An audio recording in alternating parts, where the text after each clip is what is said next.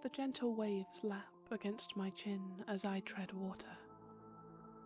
Defying the suctioning motion of the ocean, I try not to look down and shiver. I am wearing my pajamas, which are not much in the way of protection from the cold. I don't know how I got here. A boy floats in the near distance, rocking back and forth. I hear yelling from somewhere. I turn to look for the voice, searching for something, the boat that should be there waiting for me, but instead, I am met with the terrifying realization that I am alone. This is the part that always gets me. I could never swim to shore in enough time to save myself from any possible threat. Exhaustion would get me before I was even halfway there. Any sea creature looking to make a snack out of me is faster than I could imagine.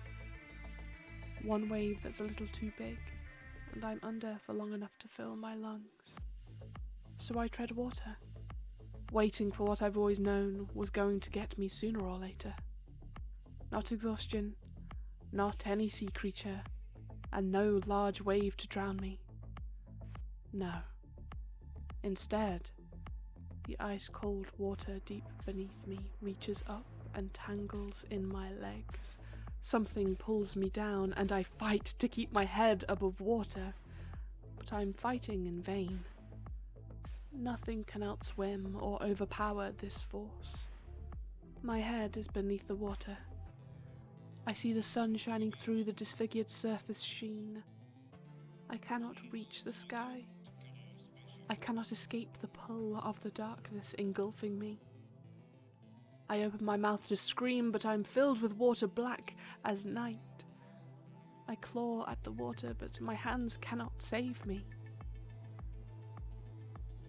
This is the dream I have every night, and I never wake up before I drown. I wake with tears stinging my cheeks and my head in my mother's lap.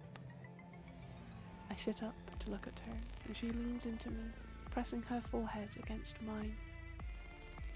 It is all I need to reassure me. I spot my all-terrain wheelchair in the corner, ready to be pushed down the ramp and to the safe haven of the clear air outside. My mother helps me into my chair and pushes me down the ramp. When the salty ocean breeze hits my nose, I feel free for a moment.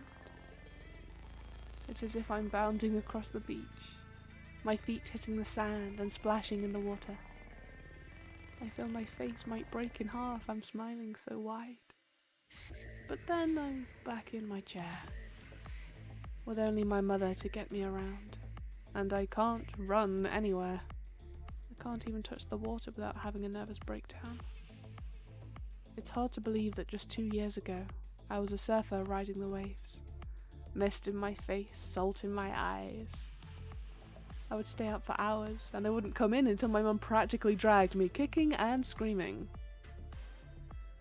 But now, my mum has to drag me everywhere. I am completely reliant on her, to my chagrin. It's the sad truth, I can't surf anymore. I can barely walk. I remember after the incident, everyone assumed I was attacked by a shark because, well, surfers only ever lose limbs if they're attacked by a shark. In reality, a shark never came near me. What actually happened was much less likely than a shark attack. It was in the middle of summer.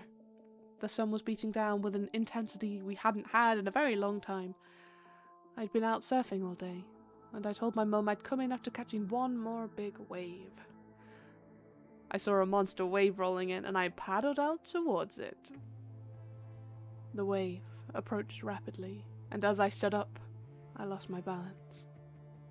Before I could reposition myself, the wave was upon me, and my surfboard and I rolled with it. I wore an anklet to make sure I didn't lose my board, or myself, and there was a rope attaching me to the surfboard. In the rolling wave, the rope wrapped around my leg tight. I remember feeling pain so excruciating I passed out. And when I woke up, I was on the beach. I didn't feel any pain. In fact, where the pain once was, I couldn't feel anything at all. Looking down, I realised why. My leg was a dark shade of purple and blue, almost black. The colour stemmed from my upper thigh where my safety rope was entwined tightly around me. I passed out again. My mother and I learned later that week that my leg would have to be amputated. We couldn't afford a prosthetic. We could barely afford the medical bills that came with it. The day I lost my leg was the day I lost everything. I would never be able to surf again. I lost the best part of my life. Doctors like to say that my fear of the ocean is irrational and stems from PTSD. I can't say, though, that I believe them.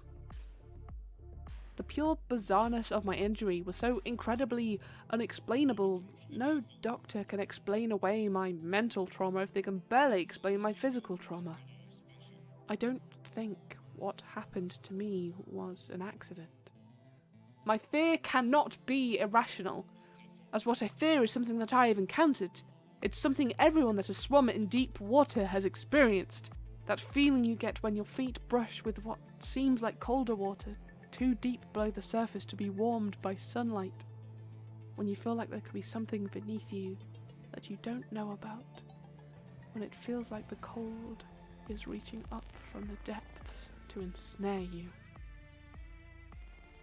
That is real.